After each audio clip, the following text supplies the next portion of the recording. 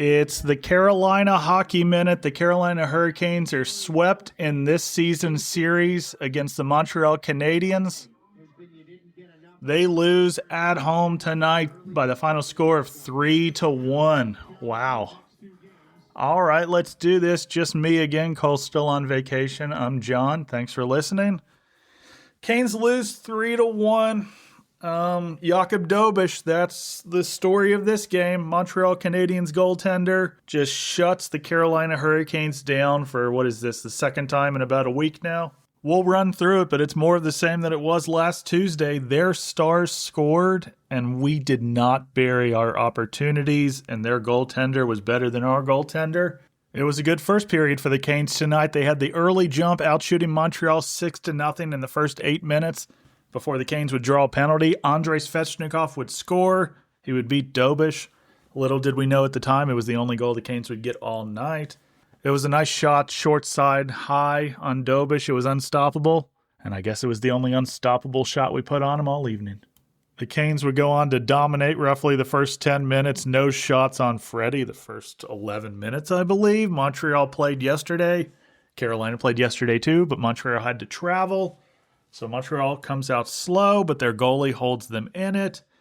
Montreal would draw a penalty. Chatfield might have saved a goal on that power play, which, seeing that they already scored one power play goal later on us, it's good they didn't get that one too. Martinook also helping get the kill there. It's a first period you absolutely dominate, and you only get one goal out of it. I think we've seen this recently against, well, we've seen it all season, frankly. But I think it was against Tampa. Rod called that maybe the best first period we played all season. And I believe it was the Tampa game. We were up 1-0 after the first period. So another period that could be considered one of our best of the season, 1-0 after the first. It should have been more. But hell, we didn't get another goal the rest of the night. So maybe it should have been nothing at all. Side notes here that you'll only get on the Carolina Hockey Minute. I've been keeping track of how many times the scoreboard at Lenovo has been hit this season. I believe that was the 6th time, which seems like a lot, far more than in the past. Also, it appears like Rod might have got a haircut, but maybe that's just me. On to the second, Canes dominating puck possession. Svetch's drag shot was saved. Jarvis is sprung, and that shot was saved. Dobes doing all that he can to keep the Canadiens down only 1-0.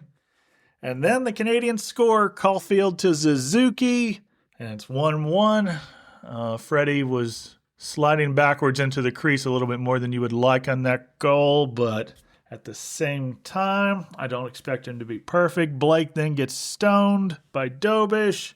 Canes had almost 20 shots halfway through the game. It wasn't for lack of opportunities tonight. Surely not. It was surely not for lack of chances on goal, particularly in the front half. The front half of this game was better than the back half of this game. Carolina takes a too many men penalty, which has only happened a few times this season. Those are my least favorite penalties, really self-inflicted.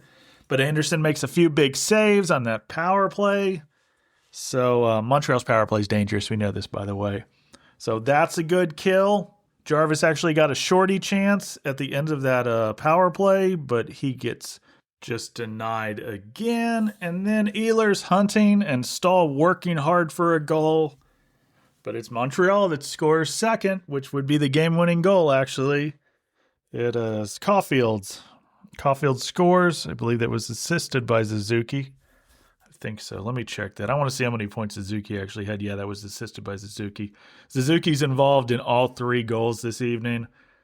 So it's 2-1 Montreal now, and you're down by 1. You really don't want to dig yourself any more of a hole in the second period than this. And then Robinson takes an ill-timed penalty very late into the period. So late into the period, you figure it's just going to carry over into the second. It was like 15 seconds.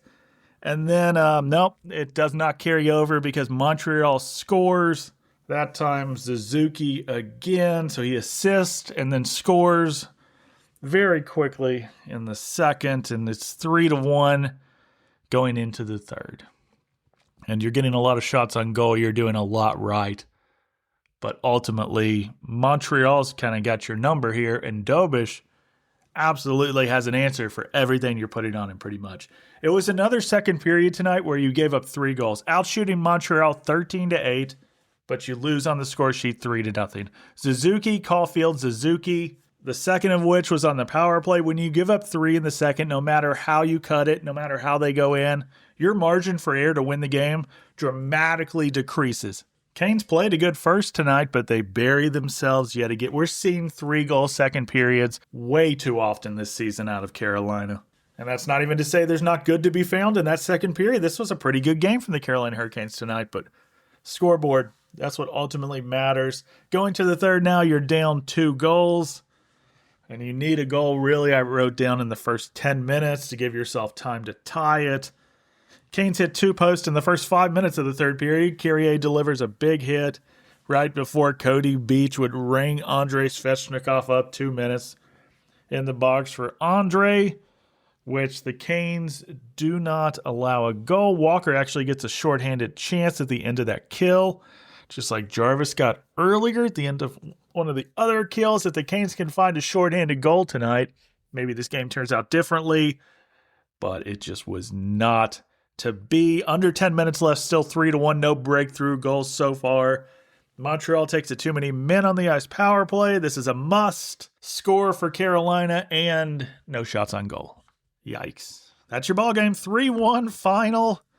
Sorry, I'm in baseball mode. That is your ball game, though. It really is. 3-1's your final. Montreal goes 1 for 4 in the power play game. Canes go 1 for 3. I'm just excited to finish talking about this one. Canes win the face-offs. They out-hit Montreal. They pretty much double up the shots on Montreal. What does all of this mean? Those stats don't mean anything because the Canes get 0 points. And what does that mean? That means they're not 2 points closer to clinching the division. Still in a good spot to do that here soon. I think our magic number is like 7 points right now. So we'll see how everything else shakes out. Second half of a back-to-back here.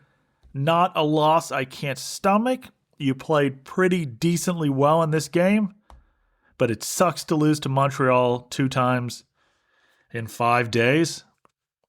They're probably going to be in the playoffs, the Canadiens, almost assuredly. And, yeah. If I want to be critical right now, you beat New Jersey, right? But they're not in the playoff hunt, and then you just got flat out stoned by a goalie tonight and lost the game. A little bit of a revenge game tonight did not go the Carolina Hurricanes' way. And now you got 2 against Columbus. Both goalies are going to play. Well, I'd figure so much. Tuesday and Thursday against the Blue Jackets, and they certainly need all the points. If you thought Montreal needed points tonight, Columbus needs points in the same type of way or maybe even more. First game on Tuesdays on the road in Columbus, and then they come home on Thursday. You can play the goalies, either one right now. Neither of them are particularly playing great, and neither of them are particularly playing awful. We're in a position with our goalies right now where they're not winning us games or costing us games. Tonight, what cost us this game? The Hurricanes cannot beat, I almost called him Jacob Dobes. It'll be an interesting playoff matchup if it comes down to it. All right, thank you guys for listening. And as always, until Tuesday, go Canes.